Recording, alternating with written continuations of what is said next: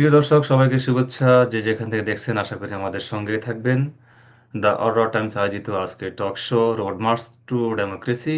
আজকের আলোচনার বিষয় সংবিধান সংস্কার, পর্যালোচনা ও নির্বাচন। আজকে আমাদের সঙ্গে অতিথি হিসাবে আছেন রংপুর বেগম রোকেয়া বিশ্ববিদ্যালয়ের সাবেক ভাইস চ্যান্সেলর এবং জাতীয় নির্বাচন পর্যবেক্ষণ পরিষদের চেয়ারম্যান অধ্যাপক ডক্টর নাজমুল হাসান কলিমুল্লাহ। আমাদের সঙ্গে আছেন বিএনপির গবেষণা বিষয়ক সম্পাদক শামীউর রহমান শামীম, আছেন এলডিপির presiding member doctor Neyamul Bashir, আমাদের সঙ্গে আছেন বাংলাদেশ ফেডারেল সাংবাদিক ইউনিয়নের মহাসচিব নুরুল আমিন রোকন এবং আমাদের সঙ্গে যোগ দিবেন বাংলাদেশ ফেডারেল সাংবাদিক ইউনিয়নের সাবেক মহাসচিব এম এ আজিজ। প্রিয় দর্শক, আমরা চলে যাচ্ছি আমাদের অতিথিদের কাছে। আজকে আমাদের যে আলোচনার মূল বিষয়বস্তু জাতীয় সংসদ নির্বাচন এবং নিম্ন কক্ষ উচ্চ কক্ষ বিশিষ্ট যে প্রস্তাবনা আসছে 500 আসন, 400 নিম্ন কক্ষ, 100 এবং উচ্চ কক্ষ আসন, এই বিষয়ে আজকে আমাদের আলোচনার বিষয়। আমি শুরুতে চলে যাচ্ছি জনাব নাজমুল হাসান কলিমুল্লাহর কাছে। সংসদ যে দ্বিকক্ষ বিশিষ্ট সংসদ সংবিধান সংস্কারের যে প্রস্তাবনা আসছে, দ্বিকক্ষ সংসদ হলে কি হবে, আর আগের নিয়মে থাকলে, আগের পজিশনে থাকলে, যে 300 আসন থাকলে কি হবে এবং পার্থক্যটা কোথায় হবে, এই বিষয়ে আপনার কাছে জানতে চাই। ধন্যবাদ। দেখুন, আমরা গণতন্ত্রের চর্চা শিখেছি ব্রিটেনের কাছ থেকে। ব্রিটেনের দ্বিকক্ষ বিশিষ্ট parliamentary system, House of Commons, House of Lords এর কথা আমরা জানি। এবং বাংলাদেশ কমনওয়েলথভুক্ত একটি দেশ। আর ব্রিটেনের রাজা তিনি অধিকার বলে হেড অফ কমনওয়েলথ। আর আমাদের যাত্রাটা ব্রিটিশ রাজের অবসানের পরে শুরু হয়েছিল ডোমিনিয়ন স্ট্যাটাস নিয়ে। পরবর্তীতে পাকিস্তান আমলে আমরা রিপাবলিকে রূপান্তরিত হই এবং তার হাত ধরে পরবর্তীতে পিপলস রিপাবলিক, এখন আবার জনগণতন্ত্রে রূপান্তরিত হওয়ার একটা প্রক্রিয়া প্রবেশ করেছি। এখানে মূল যে বিষয়টা সেটা হচ্ছে এই যে প্লুরাল স্পেস যে কোনো মূল্যে ডিফেন্ড করতে হবে এবং মিনিংফুল প্লুরাল স্পেস যদি আমাদের হোল্ড করতে হয় তাহলে দ্বিকক্ষ বিশিষ্ট পার্লামেন্টের কোনো বিকল্প নেই। আরেকটা বিষয়, হাউস অফ কমন্সে যে বিষয়টা আমরা লক্ষ্য করি, জনসংখ্যা যদি বাড়ে তাহলে আসন সংখ্যা বাড়ে, জনসংখ্যা যদি কমে যায় আসন সংখ্যা কমে যায়। আমাদের এখানে সেই 71-72 সনে আমরা শুনতে অভ্যস্ত হয়ে গিয়েছিলাম 7.5 কোটি মানুষের কথা। তাদের জন্য প্রণয়ন করা হয়েছিল 300 আসন। এখন এত বছর পরে 17-18 কোটি মানুষ এখনো কিন্তু সেই 300 আসনে রয়ে গেছে। আর অ্যাক্টিং স্পিকার শাহেদ আলীকে চেয়ার ছুড়ে মেরে ফেলবার কারণে যে কলঙ্ক অধ্যায় যুক্ত হয়েছে আমাদের গণতন্ত্রের ইতিহাসে, তারপরে জেনারেল আইয়ুব খান ওই অভিজ্ঞতা মাথায় রেখে লুই কানকে ফরমাশ করেছিলেন যে যাতে কোনো অবস্থায় খোলা চেয়ার না থাকে, সব যাতে ফিক্স করে দেওয়া হয়। এবং আমাদের পার্লামেন্টে এই যে 300 আসন সঙ্গে আরো 50টি যুক্ত হয়েছে নারী আসন, সব মিলিয়ে এক ধরনের ফিক্সেশন কিন্তু আছে। ফলে চাইলেই আপনি চেয়ার ছুড়ে স্পিকার বা অন্য কাউকে মেরে ফেলতে আর পারবেন না। এখন এই যে পার্লামেন্ট হাউস, যেটা মহান জাতীয় সংসদ বলছি, এটি আইয়ুব খান কমিশন করেছিলেন লুই কানকে এটি নকশা প্রণয়ন করবার জন্য এবং ফরমাশ দিয়ে দিয়েছিলেন যে এই নকশাটি এমন ভাবে প্রণয়ন করতে হবে যা হবে পাকিস্তানের পতাকা সদৃশ, অর্থাৎ ক্রিসেন্ট লেক, পাকিস্তানের পতাকার বাঁকা চাঁদ, আর সংসদ যে সচিবালয় সেটি হবে আপনার আকাশের সেই তারা, চাঁদ তারা, পতাকার তারা। চন্দ্রিমা উদ্যান হবে। আমরা বের হয়েছি, আমরা ডিবি অফিসে যাচ্ছি। শুভ সাবারতের শুভ অবশ্যই। চন্দ্রিমা উদ্যান হবে আপনার সবুজ অংশ পতাকা। তো সেইভাবে প্রণয়ন করে দেয়ায় এটি চিরস্থায়ীভাবে বাংলাদেশের মাটিতে প্রথিত হয়েছে পাকিস্তানের পতাকার সদৃশ্য রূপ নিয়ে। আর এর পাশাপাশি আপনার হেরিটেজ সাইটে রূপান্তরিত হয়েছে এটি, সুতরাং চাইলেই আপনি এটি ভেঙে ফেলতে পারবেন না। বা পরিবর্তন করতে পারবেন না, পরিবর্ধন করতে পারবেন না। ফলে প্রয়োজন হয়ে পড়বে, আপনি যদি দ্বিকক্ষ বিশিষ্ট পার্লামেন্ট গঠন করতে চান, তাহলে ভৌত কাঠামোয় আমূল পরিবর্তন নিয়ে আসতে হবে। পার্লামেন্ট ভবন নতুন করে সংস্থাপন করতে হবে। ধন্যবাদ।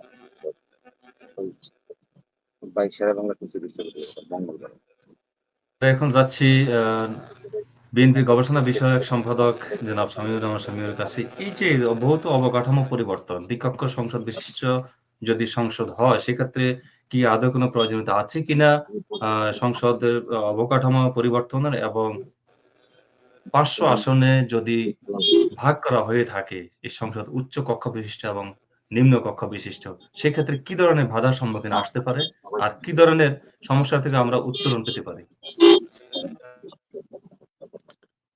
ধন্যবাদ শওকত মুকুল ভাইকে দ্য অরোরা টাইমস এর টক শো অনুষ্ঠানের আজকের সম্মানিত অতিথিবৃন্দ, আমাদের শ্রদ্ধেয় বিজ্ঞ অতিথিবৃন্দ এখানে রয়েছেন, ডক্টর করিমুল্লাহ স্যার, সাবেক উপাচার্য, আমাদের সাংবাদিকদের বরেণ্য নেতা এম এ আজিজ ভাই, রোকন ভাই, আমাদের নিয়ামল বশির ভাইয়া এলডিপির প্রেসিডিয়াম মেম্বার, সবাইকে আমি কৃতজ্ঞতা ধন্যবাদ জানাচ্ছি, এবং আমাদের সাথে যারা যুক্ত রয়েছেন দেশ বিদেশে দেখছেন এই টকশো, সবাইকে আমি আন্তরিকভাবে সালাম এবং মোবারকবাদ জানাচ্ছি। দেখুন, আজকে যে আমাদের যে প্রশ্নটি আজকে এসে দাঁড়াচ্ছে, এই 5ই জুলাই আগস্টের বিপ্লবের পর দ্বিকক্ষ বিশিষ্ট পার্লামেন্ট, এই কথাটির প্রথম অবতারণা করেছেন আমাদের ভারপ্রাপ্ত চেয়ারম্যান, আগামী দিনের রাষ্ট্রনায়ক জনাব তারেক রহমান সাহেব।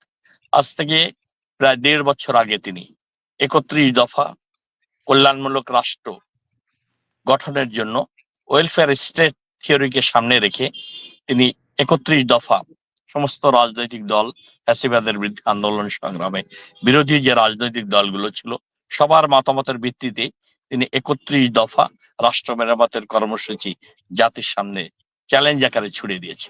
সেখানে সুস্পষ্ট বিশিষ্ট দ্বিকক্ষ বিশিষ্ট পার্লামেন্টের কথা বলা হয়েছে। জনগণের ভোটে নির্বাচিত পার্লামেন্টের 300 আসনে, তারপরে অন্য দ্বিকক্ষ বিশিষ্ট পার্লামেন্টে যারা বিভিন্ন বিষয় ভিত্তিক জ্ঞানী গুণী বিদ্বান ব্যক্তিবর্গ রয়েছে আমাদের দেশের, রাষ্ট্র পরিচালনায় মেধা প্রজ্ঞাবান ব্যক্তিত্ব রয়েছে, তাদেরকে পার্লামেন্টে রাষ্ট্র পরিচালনায় সম্পৃক্তি, উন্নয়ন, উৎপাদন, সমৃদ্ধির দিকে এগিয়ে নিয়ে যাওয়ার জন্য তাদের মেধা প্রজ্ঞা অভিজ্ঞতাকে কাজে লাগানোর জন্য এই চিন্তা চেতনা থেকে এই দ্বিকক্ষ বিশিষ্ট পার্লামেন্টের অবতারণা করেছে তিনি। আমার দৃঢ় বিশ্বাস, আমরা আমাদের চলমান পথে দীর্ঘ 54 বছর আমরা অতিক্রান্ত হয়েছে স্বাধীনতা, আমরা কিন্তু বারবার গণতান্ত্রিক শাসন ব্যবস্থা হোঁচট খেয়েছি। আমরা আমাদের দেশে গণতান্ত্রিক শাসন ব্যবস্থাকে, গণতন্ত্রকে প্রাতিষ্ঠানিক রূপ দিতে পারিনি। মানুষের অধিকার, রাষ্ট্রের যে স্বীকৃত অধিকার এবং জনগণের যে দায়িত্ব রাষ্ট্রের প্রতি, সেই পাশাপাশি চলে, সেটা আমরা রক্ষা করতে পারিনি। ডিউ টু গণতন্ত্রকে আমরা প্রাতিষ্ঠানিক রূপ দিতে পারিনি। গণতান্ত্রিক শাসন ব্যবস্থার যে সুফল, অধিকার, সেটা মানুষের কাছে আমরা পৌঁছে দিতে পারি। এটা আমাদের সবচেয়ে বড় ব্যর্থতা রাজনৈতিক দলগুলো।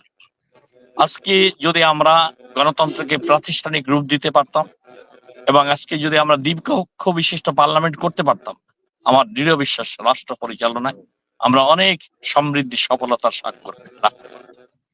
আজকে দেখুন, আপনি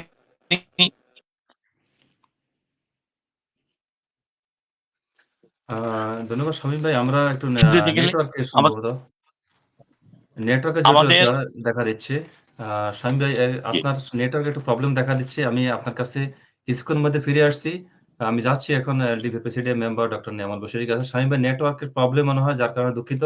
আমরা একটু কথা শুনবো doctor Niamul Bashir, presidium member LDP. Bashir ভাই, যে বিষয়টা আসছে এখানের মধ্যে, যে দ্বিকক্ষ সংসদ, উচ্চ কক্ষ, নিম্ন কক্ষ, উচ্চ কক্ষে থাকবে 105, নিম্ন কক্ষে 400, এর মধ্যে উচ্চ কক্ষের 100 মধ্যে 5টি চলে যাবে রাষ্ট্রপতির একদম রাষ্ট্রপতির হাতেই। এর বাইরে আসছে আপনার নারীদের জন্য 400 আসন থেকে নারীদের জন্য 100 সংরক্ষিত। সেটা হবে আবার 100 নির্দিষ্ট ভোটে নির্বাচিত হবে নির্দিষ্ট কিছু নির্বাচনী এলাকা থেকে। এই যে এই বিষয়গুলো একটা হযবল মনে হচ্ছে বাংলাদেশ সরকারের কাছে আসলে এখন নতুন করে। এটাকে আপনি কিভাবে দেখছেন? এবং 4টি প্রদেশের চিন্তা ভাবনা চলছে, আমি যতটুকু শুনেছি যে উচ্চকক্ষ নিম্নকক্ষ তো 4টি প্রদেশ। এখন আসলে কি সেই বিভাগীয় 4টি জায়গায় আমরা ফিরে যাব? যে এই যে জটিলতা, মানুষ একদিকে অভ্যস্ত একরকম, এখন অনেকে আমাদের কাছে জানতে চায় যে কি জগা খিচুড়ির মতো মনে হচ্ছে। আপনি কি মনে করেন আসলে এগুলা কি বাংলাদেশের মানুষকে সহজে অভ্যস্ত হতে পারে, অথবা ছোট একটা দেশ, জনসংখ্যা বেশি, এর মধ্যে কি এই দ্বিকক্ষ বিশিষ্ট সংসদ কি এটা সম্ভব কিনা? জি, ধন্যবাদ আপনাকে। আমাকে আমন্ত্রণ জানানোর জন্য আমি কৃতজ্ঞতা প্রকাশ করছি। আমাদের দেশের খুব প্রখ্যাত একজন মানুষ, যিনি জাতীয় নির্বাচন নিয়ে যার প্রচুর গবেষণা এবং একজন বিদ্বান ব্যক্তি। বসে একটু সাউন্ড দেন, আপনি একটু লাউড প্লিজ। জি, খুব প্রফেসর কলিমুল্লাহ ভাই আছেন, আমাদের আজিজ ভাই আছেন এবং শামীম ভাই রয়েছেন। সবাইকে আমার সালাম জানিয়ে আমি মূল বক্তব্যে চলে আসি। দেখেন, যে আসন সংখ্যার কথাটা আসি, যে বিএনপি যখন 31 দফা দেয়, এটা ছিল 2023 সনের সেপ্টেম্বর মাসে লেকশোর হোটেলে। তো এটা যখন প্রণয়ন হয়, সেখানে আমাদের মতামত নেওয়া হয়েছিল। লিয়াজো কমিটির সদস্য হিসেবে আমরাও মতামত দিয়েছিলাম। তবে সাথে তখন আমরা একটা প্রস্তাব সাথে রেখেছিলাম যে দ্বিকক্ষ হতে পারে, কিন্তু সেক্ষেত্রে যে পুরাতন যে 4টা বিভাগ ছিল, ওই 4টা বিভাগকে প্রভিন্স হিসেবে নেওয়া হলে দ্বিকক্ষ বিশিষ্ট সংসদের প্রয়োজনীয়তা রয়েছে। যদি কোনো প্রদেশ না থাকে, তাহলে আমি মনে করি দ্বিকক্ষের খুব একটা প্রয়োজনীয়তা নাই। 1, 2 হচ্ছে দ্বিকক্ষ করতে গেলে কিন্তু প্রচুর অবকাঠামোগত খরচ, প্রচুর লোকবল প্রয়োজন। দেশের অর্থনৈতিক যে অবস্থা এখন, পতিত যে সরকার শেখ হাসিনা এই দেশ থেকে সমস্ত কিছু লুটপাট করে বিদেশে পাচার করে দিয়েছে।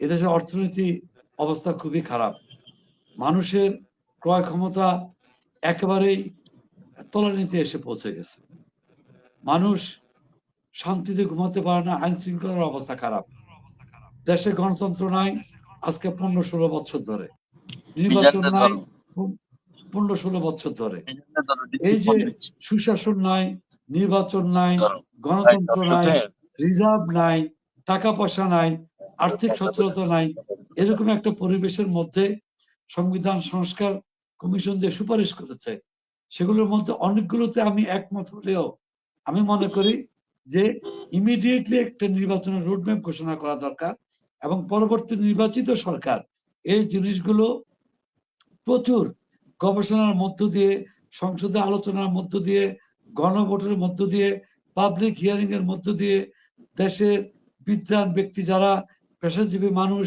সবার সাথে আলোচনা করে, স্টেক হোল্ডারদের সাথে আলোচনা করে আমি মনে করি যে তখন একটা সিদ্ধান্তে আসা উচিত। সুপারিশ আকারে সংস্কার কমিশন যেটা দিয়েছে, এটাকে আমি মনে করি যে কিছু কিছু জিনিস আছে ইমিডিয়েটলি গ্রহণ করা যেতে পারে, কিছু জিনিস আছে দীর্ঘমেয়াদী পরিকল্পনার অংশ। এই যে দ্বিকক্ষ, এগুলো পরবর্তী সরকারের কাছে সুপারিশ আকারে রেখে যেতে হবে। এগুলো এখনই ইমপ্লিমেন্ট করার মতন আর্থিক অবস্থাও নাই, রাজনৈতিক অবস্থাও নাই, সামাজিক অবস্থাও নাই, সুতরাং এটা একটা ফ্যাশন ছাড়া আর কিছু না। তবে ধন্যবাদ যে প্রস্তাব আসা ভালো, এগুলো নিয়ে ব্যাটিং হবে, আলোচনা হবে, পাবলিক মতামত দিবে, অভিজ্ঞ মানুষ মতামত দিবেন। তবে সৌভাগ্যক্রমে যে কথাটা এসেছে যে বাংলাদেশের নামের পূর্বে যে গণপ্রজাতন্ত্র ছিল, এটা আমার সৌভাগ্য যে 2006 সালে সর্বপ্রথম আমি প্রথম আলো, পরবর্তীকালে দৈনিক সংবাদ এবং নয়া দিগন্তের মধ্য দিয়ে আমি একটা আর্টিকেল লিখেছিলাম যে এটা পরিবর্তন হওয়া দরকার। আমি 2006 সালের কথা বলছি। সর্বশেষ 2014 সালে আপনার সম্পাদিত একটা পত্রিকা বিজয় নিউজে আমার এই আর্টিকেলটা ছাপা হয়েছিল 2014 সালে। সেখানে আমি জনগণতন্ত্রের কথা বলেছিলাম যে প্রজাতন্ত্র বাংলাদেশের সাথে যায় না, এটা ভিন্ন আলোচনা। আরেকটা জিনিস হচ্ছে যে তারা 7টি যে মৌলিক বিষয়ের উপরে তারা গুরুত্ব দিয়েছেন, সেটা হচ্ছে যে 1 নম্বর অনুচ্ছেদে আছে যে 1971 সালের মহান স্বাধীনতা থেকে সরাসরি 2024 সালের গণ অভ্যুত্থানে চলে এসেছে। আমি ভূমিকার কথা বলছি এই সংস্কার কমিশনের। তাহলে যে 1975-এর যে বিপ্লব হলো, 7ই নভেম্বরের যে পাল্টা বিপ্লব হলো, 1990 যে আমরা জীবন বাজি রেখে স্বৈরাচার এরশাদের বিরুদ্ধে আন্দোলন করেছিলাম গণতন্ত্র পুনরুদ্ধারের জন্য, তাহলে সেই রিপাবলিক কি হবে না?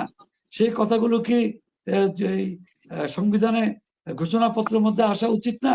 এইটা আমি প্রফেসর কলিমুল্লাহ ভাই, আজিজ ভাই এবং শামীম ভাইয়ের কাছে রেখে যাচ্ছি, যে আমার কাছে মনে হচ্ছে যে ইতিহাসের প্রকৃত ইতিহাসের আপনি যদি 3 ভাগের 1 ভাগকে সামনে নিয়ে আসেন আর 2 ভাগকে অন্ধকারে রেখে দেন, তাহলে আগামী প্রজন্ম সত্যিকার ইতিহাস জানা থেকে আমি মনে করি তারা বঞ্চিত হবে।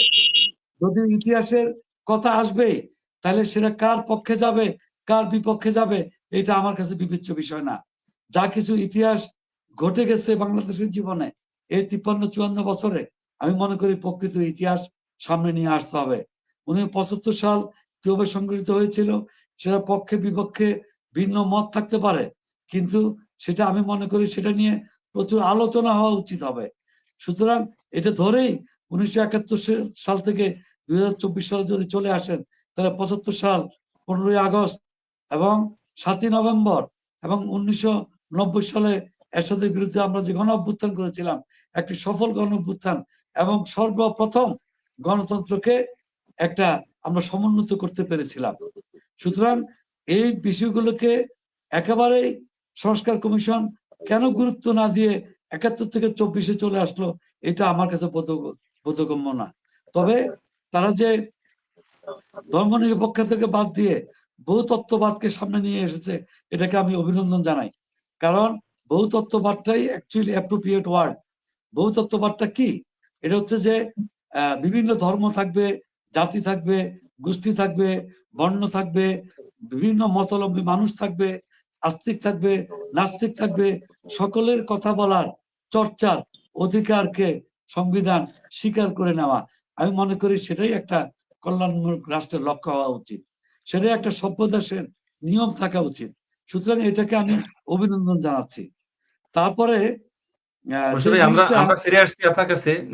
আপনার প্রশ্নটা আমি ফিরে আসছি কিছুক্ষণের মধ্যে আপনার কাছে। আপনার যে প্রশ্ন রেখেছেন ২ টো প্রশ্ন ছিল। আমি ফিরে যাব ডক্টর নাজমুল হাসান কলিমুল্লাহ এবং শামীম রহমান শামীম ভাইয়ের কাছে। আমি এর আগে ২ টা মিনিট সময় নিচ্ছি আমাদের আরেকজন দুঃখিত আমাদের গেস্ট নেটওয়ার্কিং জটিলতার কারণে তিনি ডিসকানেক্ট হয়ে গেছে। আমি যাচ্ছি এখন প্রফেসর নাজমুল হাসান কলিমুল্লাহর কাছে, যে ডক্টর নেয়ামুল বশীর সাহেব যিনি আসলে যে প্রশ্ন রেখেছেন যে বিপ্লব এবং রিপাবলিক 1971 থেকে 2024। বিপ্লব কিন্তু 1971 সাল কিন্তু আমাদের ফাউন্ডেশন না। আমাদের ফাউন্ডেশন আমারও অনেক জন্মের আগে 1947 বা তারও আগে থেকে আমাদের বাংলাদেশের ফাউন্ডেশনটা ধীরে, ধীরে তৈরি হয়েছে। তারপরে বিপ্লব হলো 71 সেই স্বাধীনতার মধ্য দিয়ে আমরা একটা স্বাধীন ভূখণ্ড পেয়েছি। 71 এ একটা রিপাবলিক, সেটা শুধু রিপাবলিক না, সেটা মহা রিপাবলিক। আসলো 2024, মাঝখানে দুটো কোথায় যাবে? সেই প্রশ্নটা আপনাদের দুজনের কাছে ছিল না, প্রেসিডেন্ট মেম্বার ডক্টর নেয়ামুল বশীরের।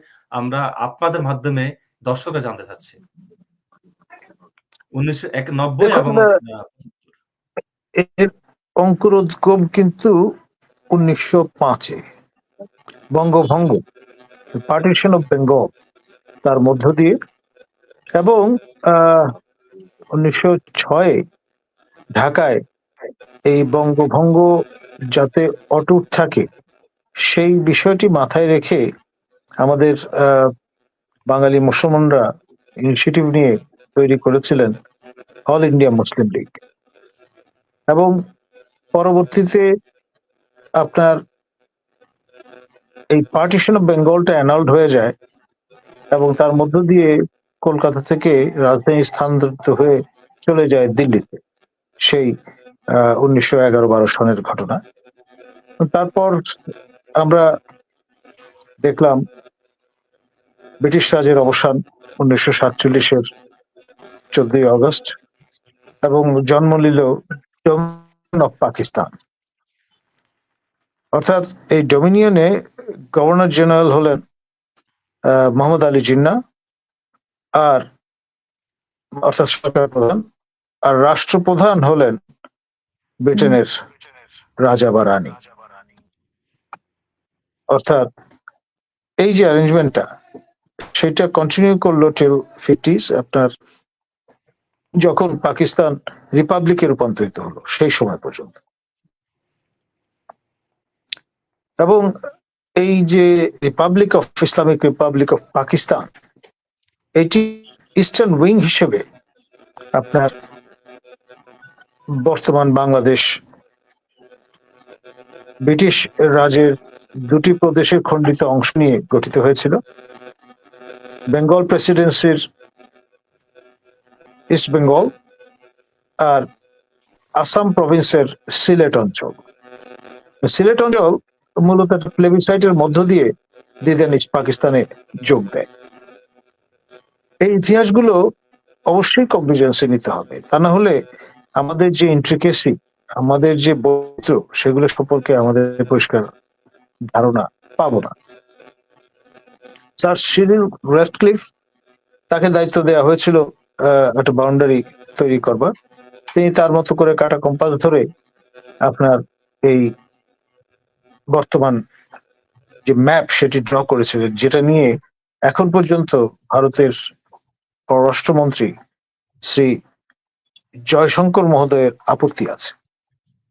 তিনি সম্প্রতি বলেছেন যে স্যার সিরিল র্যাডক্লিফ এবং ব্রিটিশ রাজ ভারতের যে নিরাপত্তা বিষয়টা সেটা ইগনোর করেছে, যে কারণে চট্টগ্রাম, পার্বত্য চট্টগ্রাম অঞ্চল পাকিস্তানের হাতে তুলে দিয়েছিল।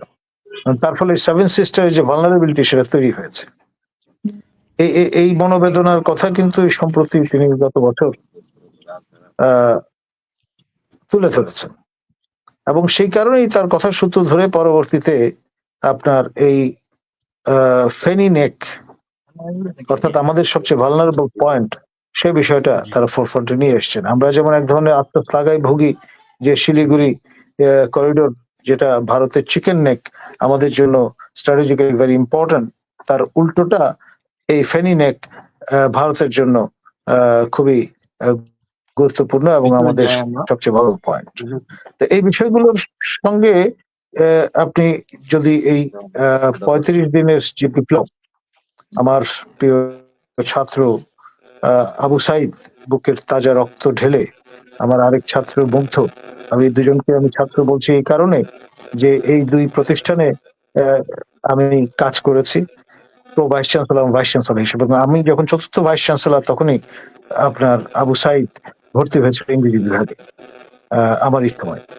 তো ফলে তার প্রতি আমার একটা অ্যাটাচমেন্ট অনুভব করেছি। আমি তার মৃত্যুবরণের ঘন্টা খানিকের মধ্যে আমি শোক বাণী দিয়েছি, এবং সেই সঙ্গে 3টি আন্তর্জাতিক মাধ্যমে আমি অ্যাংরি রিয়াকশন প্রদান করেছিলাম, এবং বলেছিলাম যে আজ যদি জোহার স্যারের মতো মানুষ বেঁচে থাকতেন তাহলে তিনি বুক পেতে দিতেন, কোনো অবস্থায় নিরাপদ আশ্রয়ে কাটাতেন না পঞ্চম উপাচার্য এবং যিনি প্রক্টর ছিলেন সেই সময় তাদের।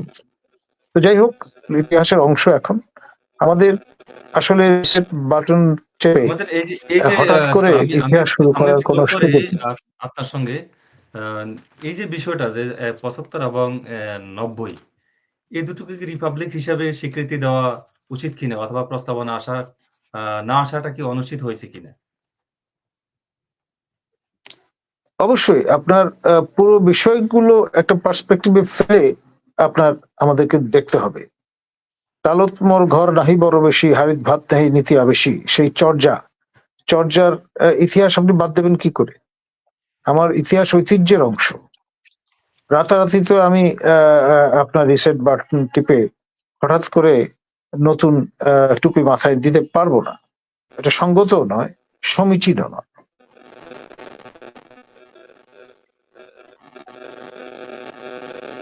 ধন্যবাদ ধন্যবাদ।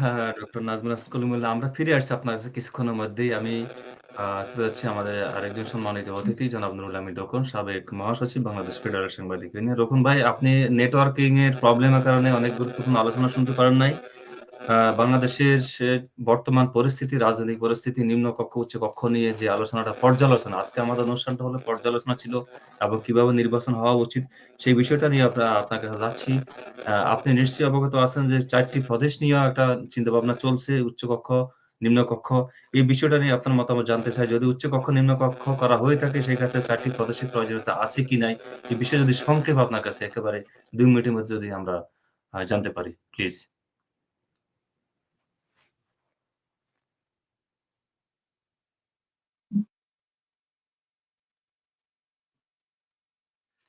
দুঃখিত নুরুল আমিন রোকন ভাই আসলে বারবার চেষ্টা করছে ওনার নেটওয়ার্কের আপনাদেরকে দর্শকদেরকে জানিয়ে রাখেন নুরুল আমিন রোকন ভাই আমেরিকার নিউ ইয়র্কের শহরে বর্তমানে বসবাস করছেন বিগত ৪ মাস থেকেই। আমেরিকা শহরে থেকেও কিন্তু নেটওয়ার্কের জটিলতা, মোবাইল নেটওয়ার্কের জটিলতা দেখা দিচ্ছে, সেটা আমরা আমাদের দর্শকরা অবশ্যই জানানো উচিত। আমি চলে যাচ্ছি শামীম ভাইয়ের কাছে। শামীম ভাই আপনার কাছে যে প্রশ্নটা ছিল ডক্টর নেয়ামুল বশির যে ৭১ থেকে ২০২৪ তার মাঝখানেটা কোথায় গেল? সেটা আসা উচিত ছিল কিনা? ধন্যবাদ আপনাকে মুকুল ভাই। নিয়ামুল বশির ভাই একদম সমীচীন একটি সত্য কথাটা এখানে তুলে ধরেছেন, আমি তার সাথে পুরোপুরিভাবে একমত। ঐতিহাসিক একটা দিক রয়েছে। আপনি ইতিহাসকে তো বিভিন্ন রাজনৈতিক দৃষ্টিকোণ থেকে আপনি বিচ্ছিন্ন করতে পারবেন না। ইতিহাসের সত্য লিখন তো সেটা থাকতেই হবে। আমাদের ৭১-এর মুক্তিযুদ্ধের পর যে আমাদের যে অবস্থানটা, ৭৫-এর ৭ই নভেম্বরের এই বিপ্লবের চেতনা, এটাকে তো আপনি ইতিহাস থেকে মুছে ফেলতে পারবেন না। সরাসরি আপনি ২৪ পর্যন্ত আসলেন, আমাদের জাতীয় ইতিহাসের গুরুত্বপূর্ণ জায়গায় ঘটে যাওয়া এই ঘটনাগুলো ইতিহাসে একটা ৭ই নভেম্বরের তো একটা ঐতিহাসিক বিপ্লব ছিল, সিপাহী জনতার একটা ঐতিহাসিক বিপ্লব ছিল, এটাতে তো অস্বীকার করা যাবে না। এটা তো ইতিহাস থেকে আপনি মুছে ফেলতে পারবেন না। এটা অবশ্যই এটার যুক্তিযুক্ত একটা দিক, রাজনৈতিক এবং একটা প্রেক্ষাপট, ঐতিহাসিক প্রেক্ষাপট রয়েছে। এটা তো আমাদের নতুন প্রজন্মের কাছে সত্য নির্মমভাবে ইতিহাসটা আমাদেরকে তুলে ধরতে হবে। অন্তর্বর্তীকালীন সরকার সব দিক বিবেচনা করে অবশ্যই নির্মমভাবে সত্য জিনিসটাকেই আমার তুলে ধরবে, আমার দৃঢ় বিশ্বাস। কোনো কিছুর পক্ষপাতিত্ব না করে নির্মমভাবে সত্য ইতিহাসটা আমরা ৫৪ বছর হতে ক্লান্ত হয়েছি।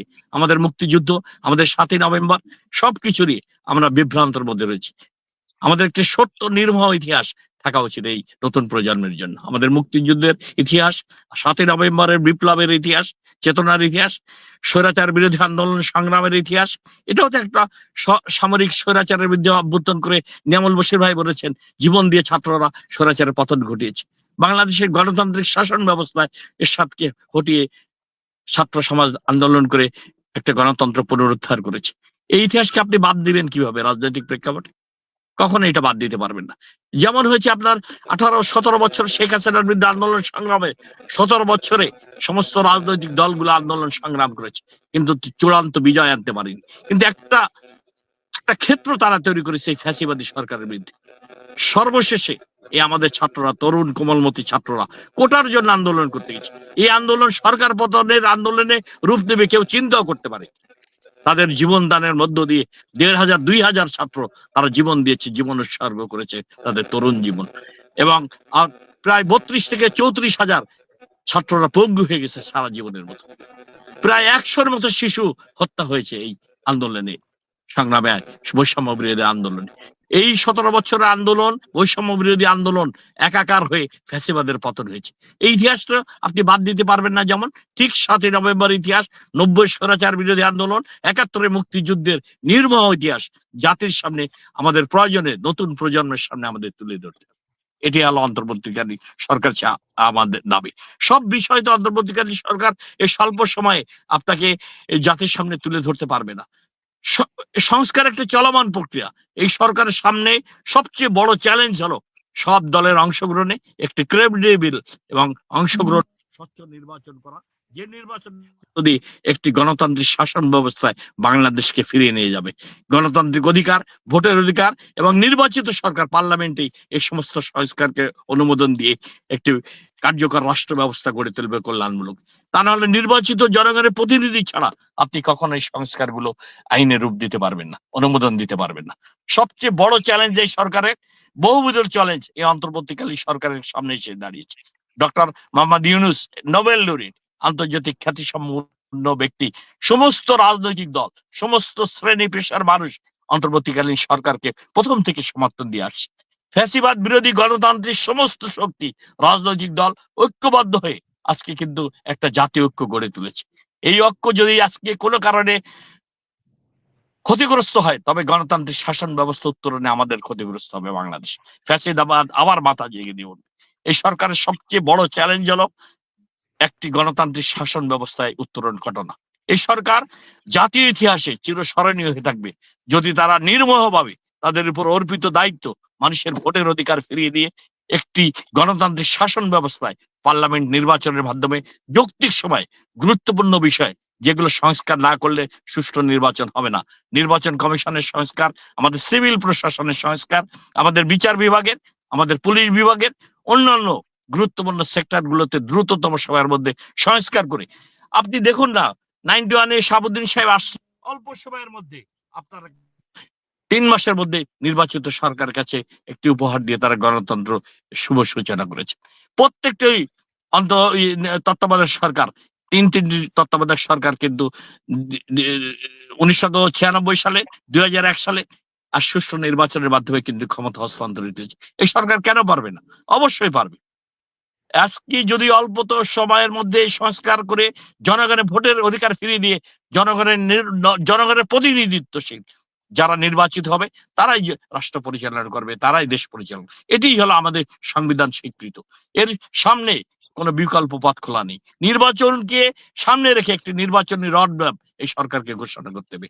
জনগণের প্রত্যাশা এটাই। শামীম ভাই, আপনার কাছে যে প্রশ্নটা ছিল, আমি কিছুক্ষণের মধ্যে যাচ্ছি একটা গুরুত্বপূর্ণ প্রশ্ন, সেটা ডক্টর নেয়ামুল বশির ভাই তাদের দলের পক্ষ থেকে তিনি দিবেন আমি মনে করি। আপনার কাছে আমার যে প্রশ্নটা ছিল যে নিম্ন কক্ষ উচ্চ কক্ষ, এই সরকার, আপনি একটা কথা রেখেছেন যে নির্মোহভাবে এই সরকারের কতিপয় উপদেষ্টাদের মাঝে কিন্তু মোহ কাজ করছে, এমন বিষয় কিন্তু আমরা বাংলাদেশের মানুষের মুখে মুখে শুনতে পাচ্ছি, সোশ্যাল মিডিয়াতে আমরা দেখতে পাচ্ছি এই ধরনের লেখালেখি। সে নির্মোহভাবে তারা পারবে কিনা জানি না, কিন্তু আপনাকে যে প্রশ্নটা, এই যে উচ্চকক্ষ নিম্নকক্ষ যদি সত্যিকার অর্থের তারা মানে করে দিয়ে যায়, আগামী সরকার, নির্বাচিত সরকার এসে কি সেটাকে কি সংসদের আইন পাশের মাধ্যমে সেই দ্বিকক্ষ সংসদ কি ভেঙে দিতে পারবে কিনা, অথবা কি সেটা বহাল রাখতে ইচ্ছে করলে পারবে, কিন্তু ভেঙে দিতে পারবে কিনা? দেখুন দেখুন আপনাকে ধন্যবাদ, আপনি গুরুত্বপূর্ণ প্রশ্ন করেছেন। নির্বাচিত পার্লামেন্ট ছাড়া যে সংস্কার করবে ওই পার্লামেন্ট যদি অনুমোদন না দেয় কখনো এটা সন্নিবেশিত হতে পারবে না, অনুমোদন হতে পারবে না। সংস্কার যতই সংস্কার করুক এগুলো কোনো কাজে আসবে না। আপনাকে অবশ্যই নির্বাচিত পার্লামেন্টের মাধ্যমে এই সংস্কারগুলোকে অনুমোদন দিতে হবে। এই জন্য এই অন্তর্বর্তীকালীন সরকার সবকিছু সংস্কার করতে পারবে না। সমস্ত রাজনৈতিক দল যারা স্টেক হোল্ডার তাদের মতামতকে নিয়েই আপনাকে কিন্তু এই সংস্কার করতে হবে। তা না হলে কিন্তু এই সংস্কার সন্নিবেশিত হবে না, আমাদের পার্লামেন্টে অনুমোদন হবে না, সংবিধানেও সন্নিবেশিত হবে না। একটি সংকট এখানে তৈরি হয়ে থাকবে। অবশ্যই আপনাকে নির্বাচিত পার্লামেন্টে অনুমোদন করতে হবে সংস্কারকে। এই জন্যই এই অন্তর্বর্তীকালীন সরকার যেই সংস্কার করুক না কেন, যেটাই সংস্কার করুক না কেন, স্টেক হোল্ডার যারা পলিটিক্যাল পার্টি অংশীজন তাদের মতামত নিতে হবে, প্রাধান্য দিয়ে সেটাকে নিরূপণ করতে হবে। তা নাহলে এটা আইনে পরিণত হতে পারবে। ধন্যবাদ স্বামী, আমরা ফিরে আসছি আপনার কাছে। আমরা যাচ্ছি ডক্টর নেয়ামুল বশিরের কাছে। ডক্টর নেয়ামুল বশির সাহেব উনি লিবারেল ডেমোক্রেটিক পার্টির প্রেসিডিয়াম মেম্বার। আসলে বশির ভাই 2006 সাল থেকে, আমি নিজেও ওনার একটা লেখা প্রকাশ করেছি এবং একটা অনলাইন ছিল, আমি সেটার দায়িত্বে ছিলাম। সে অনলাইনেও ওনার লেখা প্রকাশ ছিল, গণপ্রজাতন্ত্রী নয়, জনগণতন্ত্রী সরকার, এমনটা তিনি অনেক লেখালেখি করেছেন। সেটা হয়তো আমরা এখন বাস্তবে দেখতে পারবো, বাস্তবায়ন হবে। বশির ভাই, আপনার কাছে যেখানে আপনি শেষ করেছেন সেখান থেকে আপনি আবার শুরু করবেন, কিন্তু আমার প্রশ্ন হলো আপনার কাছ থেকে যে বয়স কমিয়ে 25 থেকে কমিয়ে 21 এবং 10% তরুণ তরুণীদের মধ্যে মনোনীত, বয়স 25 থেকে কমিয়ে 21, এই 21 করা কি ছাত্রদেরকে, এই যে বৈষম্য বিরোধী ছাত্রদের যারা 2-4 জন নেতা সামনে রাজনীতিতে আসার চিন্তা ভাবনা করছে, তাদেরকে রাজনীতির সুযোগ দেওয়ার জন্যই কি বয়স 25 থেকে কমিয়ে 21 করার চিন্তা ভাবনা করা হচ্ছে কি না? জি, ধন্যবাদ। আমাকে যদি একটু 3-4 মিনিট সময় একসাথে দেওয়া হয়, তাহলে আমি জি। ছোট্ট একটা রিভিউ দিতে চাচ্ছি এই প্রস্তাবনার উপরে। আমি আপনার কথায় আসবো, আমার কথার মধ্য দিয়ে আসবো। আমি মনে করেছিলাম, আশা করেছিলাম যে সংবিধান সংস্কার কমিশন যে জাতিসংঘটি বর্তমানে রয়েছেন, এটি পরিবর্তনের জন্য সুপারিশ করবেন। তো এই প্রত্যাশা আমার থাকলো। তারপরে তারা আইনসভার কথা বলেছেন, যে উচ্চ কক্ষের যে কথা প্রস্তাব করেছেন, আমি মনে করি এগুলো বিএনপির 31 দফায় আছে। এগুলো যখন সময় হবে, কারণ 4টা প্রদেশ যদি করা হয় তাহলে উচ্চ কক্ষের প্রশ্ন আসবে। যদি প্রদেশ করা না হয়, আমি মনে করি 70 অনুচ্ছেদ যদি উঠিয়ে দেয় তাহলে উচ্চ কক্ষের কোনো প্রয়োজন নাই। আর তারা যে একটা প্রস্তাব করেছে যে সরকারের মেয়াদ হবে 4 বছর, এটা আমেরিকাকে ফলো করতেছে। ভাই, বাংলাদেশে আপনি আমেরিকা, লন্ডন ফলো করে কোনো লাভ নাই। আমাদের দেশে আগামীকাল কি খাবো, পরশুদিন কি খাবো, আমরা আল্লাহর উপরে বিশ্বাস করে চলি যে ঠিক আছে, আল্লাহ ভরসা, আগামীকালকেটা আগামীকাল বোঝা যাবে। সুতরাং আমাদের আর্থিক অবস্থা ওইরকম না যে আমাদের সমস্ত ম্যানেজমেন্ট সেট করা আছে, আমাদের সমস্ত কিছু অটো সিস্টেমে চলে।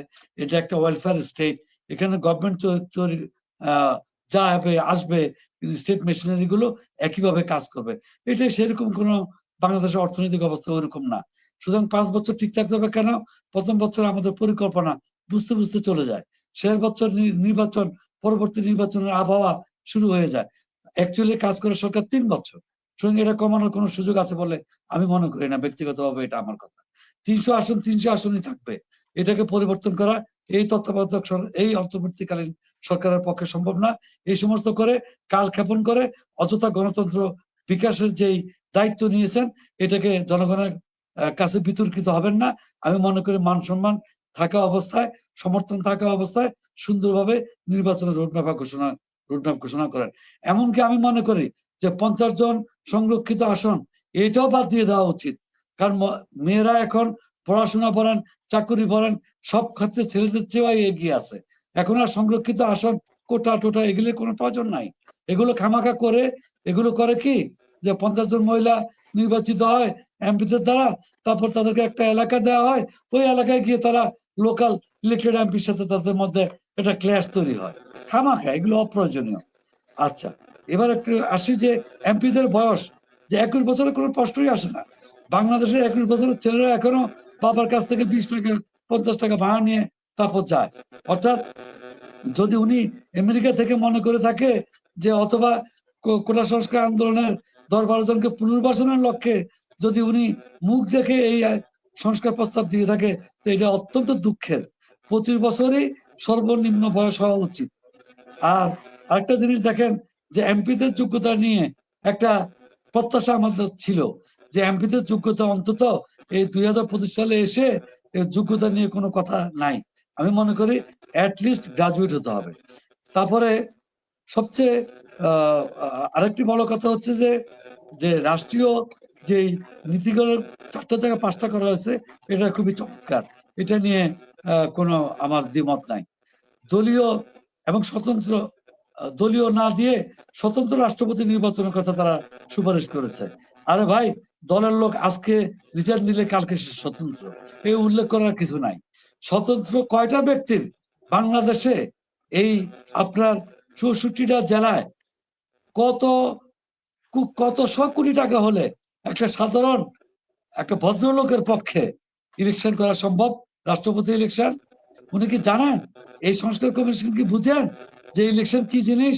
উনি কখনো 64 জেলায় সাংগঠনিক সফর করে এই 300 আসনে একবার তিনি ঘুরে আসুক, তারপরে বুঝবে যে একটা জাতীয় নির্বাচন করতে কত কষ্ট, কত খরচ, কত ব্যয়বহুল, কত কর্মী, কত নেতার প্রয়োজন।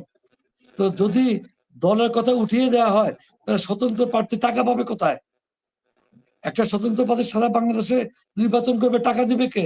তাহলে বলুক যে সরকার টাকা দিবে, উনি শুধু হ্যান্ডশেক করবে, জনগণের সাথে দেখা করবে। তাও সরকার তাকে গাড়ি দিতে হবে, সরকার তাকে সিকিউরিটি দিতে হবে, সরকার তাকে ট্রেন ফ্রি করে দিতে হবে, এয়ারলাইন্স ফ্রি করে দিতে হবে। এগুলো না দিলে এই নির্দলীয় কোনো ব্যক্তির পক্ষে, কোনো ভদ্রলোকের পক্ষে নির্বাচন করা সম্ভব না।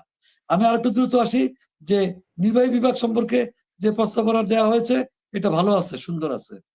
তারপরে জাতীয় সাংবিধানিক কাউন্সিল যেটা এনসিসির যে প্রস্তাব দিয়েছে, এটা আলোচনার বিষয় আছে। এগুলো নির্বাচিত সরকার আসলে এটাও করতে হবে। একই সাথে ন্যাশনাল সিকিউরিটি কাউন্সিল করার একটা প্রস্তাব আমি দিব।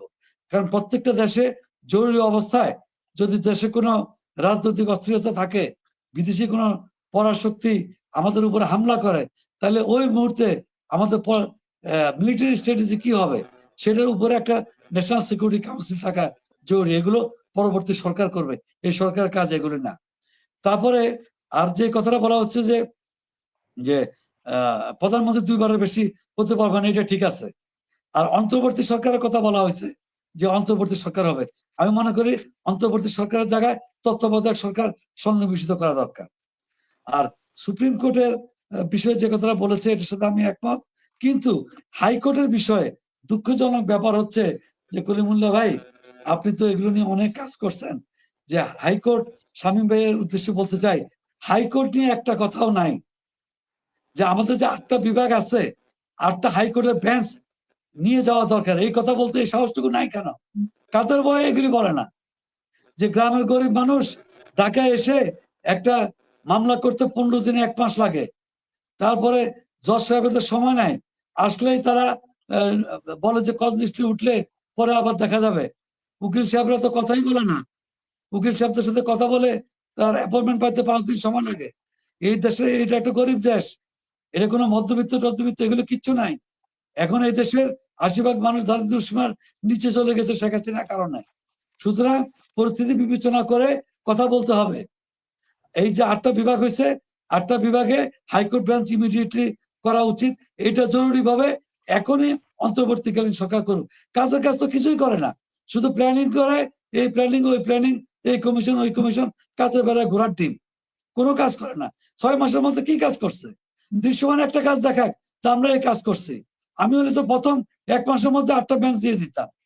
জজ সাহেবরা ঢাকায় বসে সব তেল হয়ে গেছে, সবাইকে নিয়ে যান, তৃণমূল পর্যায়ে নিয়ে যান, ক্ষমতায়নকে বিকেন্দ্রিত করেন, তারপর দেখেন মানুষের ভাগ্য কিভাবে পরিবর্তন হয়।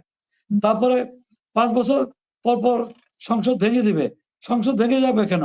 সংসদ তো অটোমেটিকই ভেঙে যাবে। ভেঙে গেলে তত্ত্বাবধায়ক সরকার 90 দিনের মধ্যে নির্বাচন দিবে।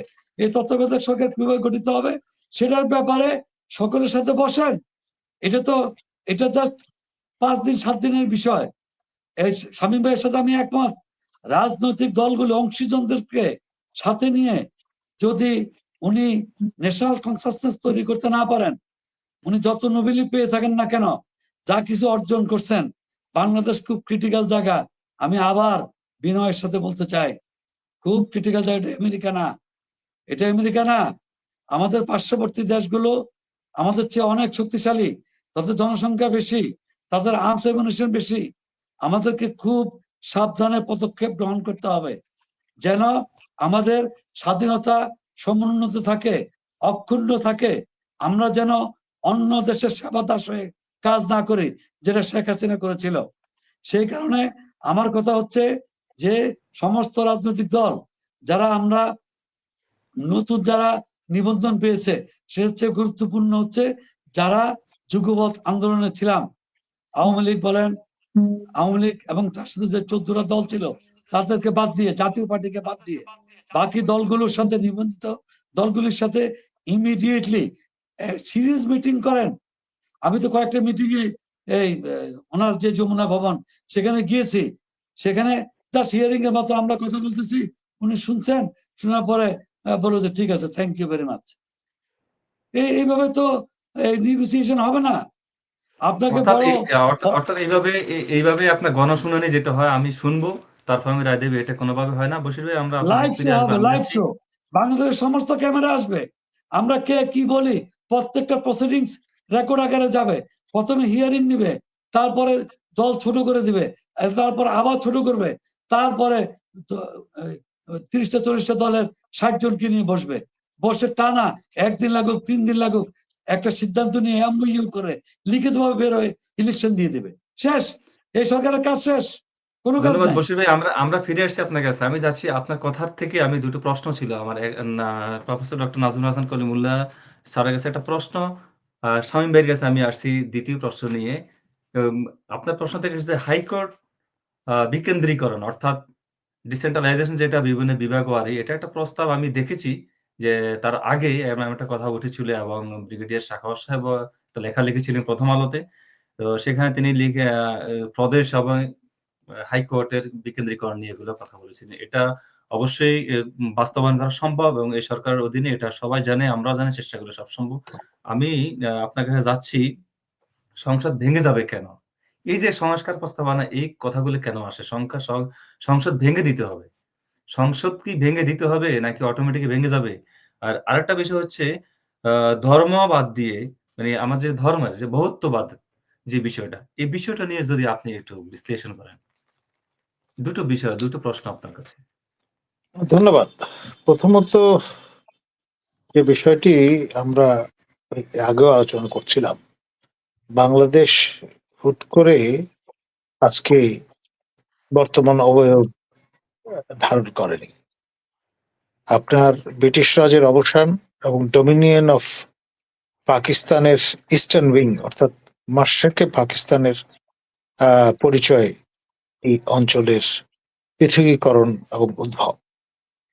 ভিত্তিটা ধর্ম। ব্রিটিশরা যখন এই উপমহাদেশ ছেড়ে চলে যায় তখন আপনার অমুসলিম অধ্যুষিত অঞ্চলগুলোকে নিয়ে ডোমিনিয়ন অফ ইন্ডিয়া, মুসলিম অধ্যুষিত অঞ্চলগুলো নিয়ে ডোমিনিয়ন অফ পাকিস্তান, এবং এরপরে 580টার মতো যে দেশীয় রাজ্য ছিল, প্রিন্সলি স্টেট, তাদেরকে 3টি অপশন দিয়েছিল, either to join India or to join Pakistan or to remain independent. এবং থার্ড অপশন এক্সারসাইজ করে হায়দ্রাবাদের নিজাম 1948 পর্যন্ত স্বাধীন ছিলেন। মহারাজা অফ জম্মু অ্যান্ড কাশ্মীর তিনি স্বাধীন থাকতে চেয়েছিলেন। আপনার জুনাগড় এবং মানভাদারের নবাব তিনি স্বাধীন থাকতে চেয়েছিলেন, কিন্তু শেষ অব্দি জুনাগড় মানভাদারের নবাব তিনি পাকিস্তানে যোগ দেওয়ার ঘোষণা দেয়ায় তাকে বাধ্য করা হয়েছিল তার প্রিয় অ্যাসোসিয়েশন কুকুরগুলোকে ডাকোটা বিমানে তুলে করাচিতে গিয়ে হাজির হওয়ার। মহারাজা অফ জম্মু অ্যান্ড কাশ্মীর বাধ্য হয়েছিলেন আপনার অ্যাক্সেশন ট্রিটিতে সাইন করতে, এবং তারপরে যেটা দেখলাম আমরা till to date simmering, Kashmir 3 ভাগ হয়ে আছে, Indian administered Kashmir, Pakistan administered Kashmir এবং চায়না অ্যাডমিনিস্ট্রেটেড কাশ্মীর। আর হায়দ্রাবাদ এই অপারেশন পোলোর মাধ্যমে বল্লভভাই প্যাটেল রীতিমতো কোঅর্শনের মাধ্যমে দখল করার ব্যবস্থা করেছিলেন। তো ফলে এই যে প্রক্রিয়াটি, সেটি আমরা যদি কগনিজেশন না নেই তাহলে কিন্তু স্বরূপ বুঝতে পারবো না। এই মুসলিম মেজরিটি নেশন এই বিষয়টি মাথায় রেখে আপনার রাষ্ট্র ধর্ম হিসেবে জেনারেল এরশাদ সংবিধান সংশোধনের ব্যবস্থা করেছিলেন। তারই ধারাবাহিকতায় শেখ হাসিনা তিনি যত রকমের কনসালটেশন আছে সবকিছু সুযোগ দিয়ে শেষ অব্দি এরশাদের ওই যে অহিজ্ঞান তাতে স্টিক করে গিয়েছিলেন। ফলে এখন এই বহুত্ববাদের বিষয়ে যদি আমরা নিয়ে আসি, তাহলে যেই কারণে এই অঞ্চল ভারত থেকে পৃথক সেই বিষয়টা ভুলে যাওয়া হবে।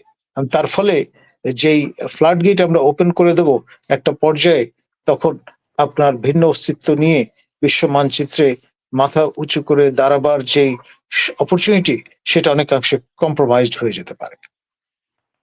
আর আরেকটি বিষয়, সেটি হচ্ছে আমাদের এই যে চলমান অবস্থাটা, আমাদের এলডিপির শ্রদ্ধেয় নেতা যেই বক্তব্যটি হাজির করেছেন এবং আমাদের বিএনপির নেতা শামীম ভাই যে বক্তব্য হাজির করেছেন, তার সঙ্গে আমি পরিপূর্ণভাবে একমত। প্রথমত এই সরকারের ম্যান্ডেট নেই, আর পরবর্তীতে যে ইলেক্টেড গভর্নমেন্ট আসবে সেখানে তারা যদি এন্ডোর্স না করেন পার্লামেন্টে, তাহলে এই যে জনগণের করের টাকা খরচ করে আপনার এই যে 5-6 মাস সময় অতিক্রম করা হলো, সেটা জাস্টিফাই করবেন কি করে? যদি প্রভিশন থাকতো যে জনগণের করের টাকা আপনার অপচয় হলে সেটি ফেরত দেওয়ার ব্যবস্থা থাকবে, তাহলে you are most welcome to do that, কিন্তু সেই প্রভিশন তো আমরা এখনো সন্নিবেশ করতে পারেনি আমাদের সংস্কার কমিশনগুলোর মাধ্যমে। ধন্যবাদ। ধন্যবাদ ডক্টর নাজমুল হাসান কলিমুল্লাহ স্যার, আপনি আসলে অনেক গুরুত্বপূর্ণ বক্তব্য রেখেছেন। আমি যাচ্ছি শামীম ভাইয়ের কাছে। শামীম ভাই ছুটে গেলেন নেটওয়ার্কের সমস্যার কারণে। আসলে আজকে দুঃখিত আমরা প্রিয় দর্শকদের কাছে, আমাদের নেটওয়ার্কে আজকে অনেক বেশি সমস্যা দেখতে পাচ্ছি আমরা। আমি যাচ্ছি একটা প্রশ্ন নিয়ে ডক্টর নিয়ামত বশিরের কাছে, যে আমরা বাংলাদেশী নাকি বাঙালিয়ান? যে 2টা সংস্কার প্রস্তাবে আসছে, আমাদের পরিচয় হবে জাতীয়তা বাংলাদেশী। আসলে বাংলার জন্য আমরা যুদ্ধ করছি, আমাদের দেশ 1952 সালে অনেকে শহীদ হয়েছেন এই যে বাংলা ভাষার জন্য যুদ্ধ করতে গিয়ে। সেক্ষেত্রে এখন এই যে জাতীয়তাবাদের প্রশ্নটা, আমরা বাঙালি বলতে তো আমরা শুধু আমরা বললে যে আমরা ইন্ডিয়ান হয়ে যাব তা না। বাংলাদেশী, আমাদের বাংলাদেশ আমাদের দেশ, বাংলাদেশী বাঙালি, আমরা বাঙালি, জাতীয়তা আমাদের বাঙালি। এটি বাঙালি তুলে দিয়ে বাংলাদেশী আনা, এই যে সংস্কারের মধ্যে একটা হযবরল অবস্থা আমি দেখতে পাচ্ছি। এই বিষয়টা কি আসলে? আমাদের জাতিসত্তা কি বিলুপ্ত হয়ে যাচ্ছে? না, আমি তা মনে করি না। আমার ব্যক্তিগত অভিমত হচ্ছে যে এই বাংলাদেশ ভূখণ্ডে যারা বসবাস করবে তাদের জাতীয়তাবাদ বাংলাদেশী হবে। ১। ২ হচ্ছে আমাদের যে বাঙালি জাতীয়তা, সে তো আর বাংলাদেশ জন্ম হওয়ার হাজার বছর আগ থেকে হ্যাঁ আছে, এবারে থাকবে। আমরা জাতি হিসেবে বাঙালি, আবার এই ভূখণ্ডে যারা বসবাস করি স্বাধীন বাংলাদেশে তারা বাংলাদেশী। সুতরাং এই জাতীয়তাবাদটা বাংলাদেশী হওয়াই আমি মনে করি ঠিক হবে। কারণ অন্যান্য যে নৃগোষ্ঠী, ক্ষুদ্র উপজাতি যারা আছে তারাও তো বাংলাদেশী। সুতরাং এই তাদেরকে সবাইকে একসাথে করার জন্যই আমি মনে করি এটা ভালো প্রস্তাব। আর এটা তো ঠিকই ঐতিহাসিকভাবে সত্য যে আমরা জাতে বাঙালি। তো জাতে বাঙালি যেটা সেটা থাকবে। কিন্তু সংবিধানে এটা আমি মনে করি জাতীয়বাদ বাংলাদেশী হওয়া উচিত এবং আমি মনে করি ধর্মনিরপেক্ষতার জায়গায় ইটা হওয়া উচিত, ওই যে বহুতত্ত্ববাদ যেটা, এটাই হওয়া উচিত। আর বিসমিল্লাহির ওইটা তো সংসদ রাষ্ট্রধর্ম ইসলাম সংবিধানের বলেছে, ঠিকই আছে। আরেকটা জিনিস আমি তখন মিসিং করছিলাম, সেটা হচ্ছে যে আন্তর্জাতিক চুক্তি। যে এখানে বলা হয়েছে যে কমিশন বলছে যে আন্তর্জাতিক চুক্তি এটা আইনসভার উভয় কক্ষে সংখ্যাগরিষ্ঠ ভোটে অনুমোদন নিতে হবে। আমি এটা এনাফ মনে করি না। আমি মনে করি যে প্রথমে এগুলো পাবলিক হিয়ারিং হবে, এগুলো আলোচনা হবে। আলোচনা হওয়ার পরে সেখান থেকে কি উঠে আসে এবং এই ধরনের চুক্তির আগে ছোট ছোট কমিশন করা হবে। এই কমিশনগুলো পাবলিক হিয়ারিং নিবে, সেটার সামারি নিয়ে তারপর সরকার এটা ইয়েতে পার্লামেন্টে নিয়ে আসবে এবং পার্লামেন্টে পাস হওয়ার পরে এটা রেফারেন্ডামে দিতে হবে। তাহলে কোনো উচ্চ নিম্ন কোনো কক্ষ দরকার হবে না। ধন্যবাদ। ধন্যবাদ বশির ভাই। আজকে আমাদের দুজন অতিথি বারবারই নেটওয়ার্কের সমস্যার কারণে থাকতে পারেন না। আমি বারবার বলে আসছি, দর্শকদের কাছে আমরা দুঃখ প্রকাশ করছি। আমরা আসলে সময়ের একেবারে শেষ প্রান্তে চলে আসছি।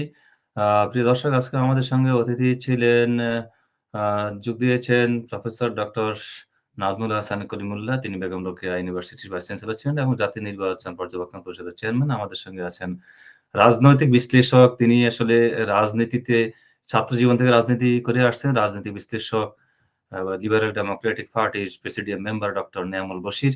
আজকে গুরুত্বপূর্ণ আলোচনা করেছেন এবং আমাদের সঙ্গে অতিথি ছিলেন বিএনপির গবেষণা বিষয়ক সম্পাদক শামীমুর রহমান শামীম।